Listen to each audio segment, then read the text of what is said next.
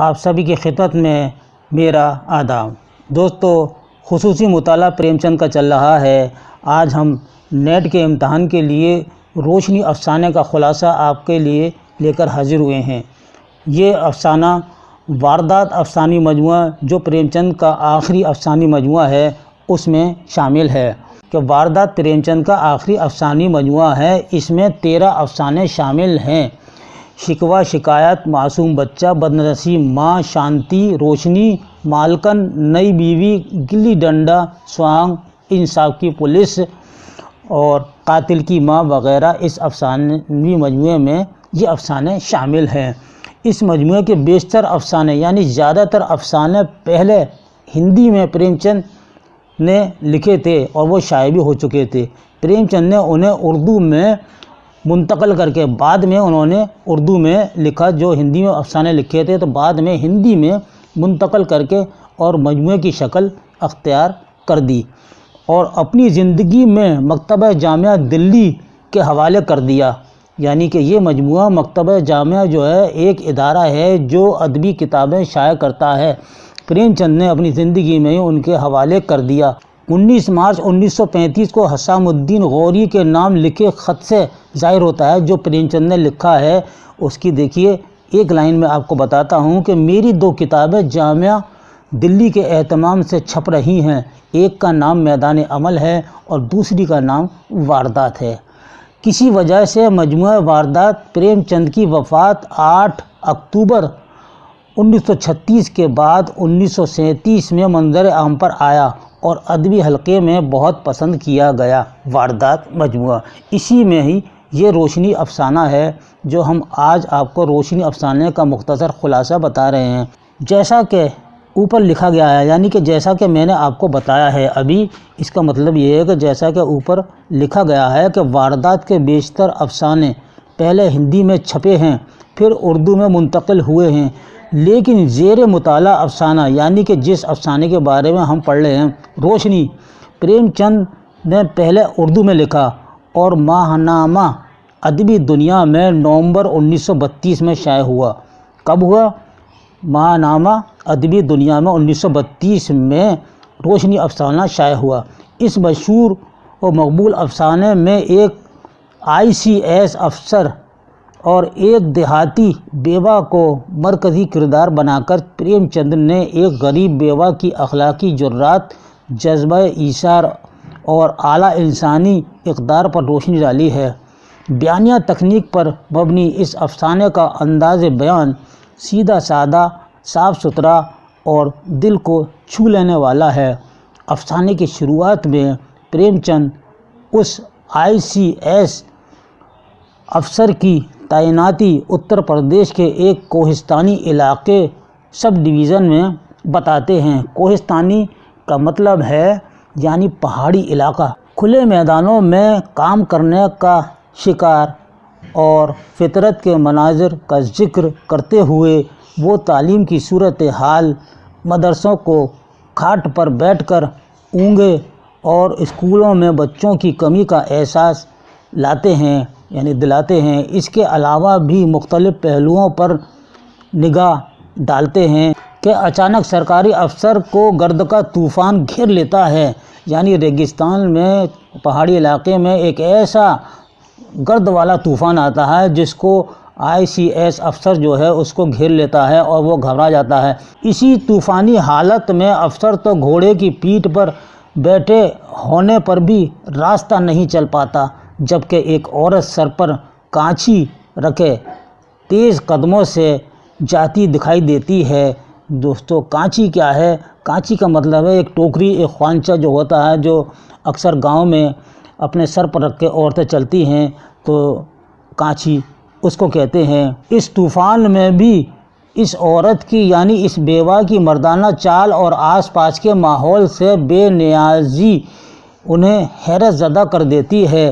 افسر کے راستہ پوچھنے پر وہ انہیں ڈھارس دے کر آگے چلنے کے لیے کہتی ہے جہاں اس کا گاؤں ہے۔ کس کا؟ بیوہ کا گاؤں ہے، جہاں وہ وہاں چلنے کے لیے اس افسر سے بولتی ہے اور وہاں سے سیدھا راستہ افسر اس کے اس طرح آندھی طوفان میں بے جھجک چلنے پر سوال کرتا ہے۔ اسے جواب میں بتایا جاتا ہے کہ وہ ایک بیوہ عورت ہے، چھوٹے چھوٹے اس کے بچے گھر پر ہیں، اس کا گھر پہنچنا نہایت ضروری ہے۔ ICS آفیسر جب گاؤں پہنچتا ہے تو وہ بیوہ اس کی جانب آتی ہے اور وہ پریشان تھی کہ مسافر ابھی تک گاؤں کیوں نہیں پہنچا۔ افسر از راہ ہمدردی اس کو 5 روپے دینا چاہتا ہے مگر وہ اسے قبول نہیں کرتی۔ افسر اپنی منزل کی جانب چلتا ہے، راہ میں اولوں کا طوفان اسے گھیر لیتا ہے۔ دیکھیے پھر ایک ایسا موڑ آیا کہ جہاں ایک اولوں والا طوفان آتا ہے اور اس میں افسر گھر جاتا ہے۔ اسی درمیان یعنی اسی دوران میں اسی وقت ایک اندھا رپٹ سے نالے کے پانی میں گر جاتا ہے، یعنی پھسل کر ایک اندھا جو ادھر سے گزر رہا تھا وہ سلپ ہو گیا اور وہ نالے کے پانی میں جا گرا۔ افسر کے دل میں کشمکش ہوتی ہے کہ اسے بچائے یا نہیں، یعنی افسر کے دل میں یہاں بھی ایک ہمدردی کا جذبہ پیدا ہوتا ہے کہ اس اندھے کو بچائیں یا نہیں، لیکن اسی جستجو میں انسانیت جیت جاتی ہے۔ افسر خود پانی میں کود کر اس اندھے کو بچاتا ہے اور اندھا جب ہوش میں آتا ہے تو افسر سے اس کا تعارف چاہتا ہے۔ جواب ملتا ہے کہ وہ خادم ہے تو اندھا کہتا ہے کہ تمہارے سر پر کسی دیوی کا سایہ ہے؟ اس میں افسر بولتا ہے ہاں ایک دیوی کا سایہ ہے۔ اندھا وہ کون سی دیوی ہے؟ افسر بولا وہ دیوی پیچھے کے گاؤں میں رہتی ہے۔ اندھا بولتا ہے تو کیا وہ عورت ہے؟ افسر نے جواب دیا نہیں، میرے لیے تو وہ دیوی ہے۔ دیکھیے پریم چند نے عورت کو، اس بیوہ عورت کو ایک دیوی کا درجہ دیا ہے۔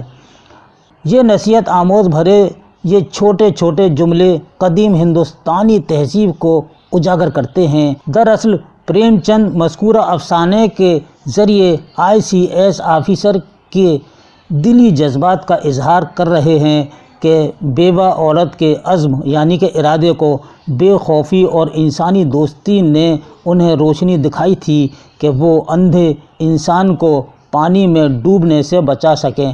اس طرح انسانی ہمدردی کے احساس کو جگانے والے کردار کو پیش کر کے پریم چند نے افسانے کو بامقصد بنا دیا ہے۔ دوستو یہ تھا مختصر خلاصہ روشنی کا۔ اب اس میں ہم سوال بناتے ہیں کہ ICS اور بیوہ کس افسانے کے مرکزی کردار ہیں؟ جواب روشنی افسانے کے۔ دوسرا سوال ہے اندھے کو گندے پانی سے کس نے نکالا؟ ICS آفیسر نے نکالا۔ تیسرا سوال اس طرح بھی آ سکتا ہے کہ ریتیلے طوفان سے گھر کر ICS افسر نے کس سے راستہ پوچھا تھا؟ تو جواب ایک بیوہ عورت سے پوچھا تھا جو اپنے گاؤں جا رہی تھی۔ کس کے پوچھنے پر آفیسر آندھی میں بے جھجک چلنے لگا؟ ایک بیوہ عورت کے کہنے پر کہ چلو میں تمہیں راستہ بتاتی ہوں، اور اس کے کہنے پر وہ بلا جھجک چلنے لگا۔ دوسرا سوال آتا ہے کہ افسر جب گاؤں میں پہنچتا ہے تو بیوہ کی پریشانی دیکھ کر کیا کہتا ہے؟ جواب اس کو 5 روپے دیتا ہے اور وہ بیوہ 5 روپے لینے سے انکار کر دیتی ہے۔ اسی طرح ICS بیوہ اندھا یہ روشنی افسانے کے اہم کردار ہیں۔ کچھ سوال میں آپ کو بتاتا ہوں، آپ اس میں سے جواب تلاش کریے گا۔ کوہستانی علاقہ کسے کہتے ہیں؟ اس کو پہاڑی علاقہ کہتے ہیں۔ افسر پر کیسی کیفیت طاری تھی؟ افسر نے عورت سے کیا دریافت کیا؟ اندھے کو دیکھ کر افسر نے کیا محسوس کیا؟ افسر نے گڑھے سے کس کو اور کیوں نکالا؟ یعنی کہ اندھے کو نکالا تھا اس گڈھے سے۔ جی افسر غیبی طاقت کیوں محسوس کر رہا تھا؟ یہ بھی آپ کو معلوم ہو گیا۔ اس میں اندھے نے کن الفاظ سے اپنے بچانے والے کو مخاطب کیا؟ بیوہ عورت کے عزم نے افسر کو کیا دکھایا؟ کیا یہ کہانی بامقصد ہے؟ اگر ہے تو اس کا مقصد کیا ہے؟ یہ ہم نے کچھ سوالات آپ کو بتائے ہیں، آپ اسی خلاصے میں سے تلاش کر لیجئے گا دوستو۔ اس کے ساتھ ہی اگلے ویڈیو تک کے لیے مجھے اجازت دیجیے۔ اللہ حافظ۔ اردو کے دلچسپ اور معلوماتی ویڈیو دیکھنے کے لیے ایم خورشید خاں کا اردو ادب یوٹیوب چینل کو ضرور سبسکرائب کریں اور گھنٹی کے نشان کو ایک بار دبا دیں تاکہ ہماری ہر نئی ویڈیو کا نوٹیفیکیشن آپ کو سب سے پہلے مل جائے۔ مزید معلومات کے لیے رابطہ کریں 8477965321 پر۔